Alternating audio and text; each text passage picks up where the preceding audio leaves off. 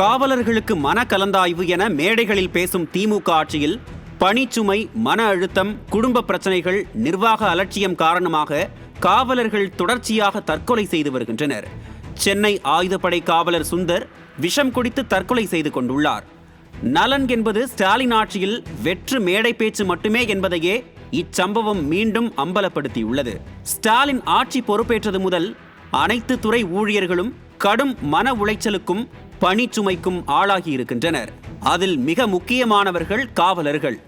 காவல்துறையில் எண்ணற்ற காலி பணியிடங்கள் இன்னும் நிரப்பப்படாமல் உள்ள நிலையில் இருக்கும் காவலர்களே அனைத்து வேலைகளையும் செய்ய வேண்டியிருப்பதால் கடும் மன உளைச்சலுக்கும் மன அழுத்தத்திற்கும் உள்ளாவதாக கூறுகின்றனர் காவலர்கள்.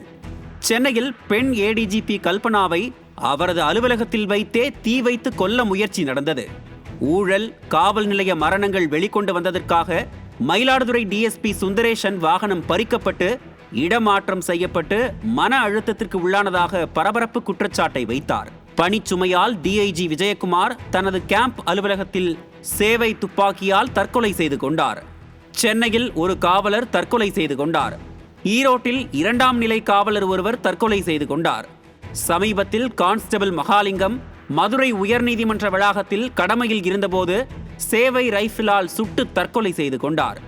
ஆனால் அதை பற்றியெல்லாம் சிறிதும் அக்கறையின்றி பொறுப்பு டிஜிபியை நியமித்து காவல்துறையை மேலும் சிதைத்துவிட்டு வைப் செய்து கொண்டிருக்கிறார் ஸ்டாலின்.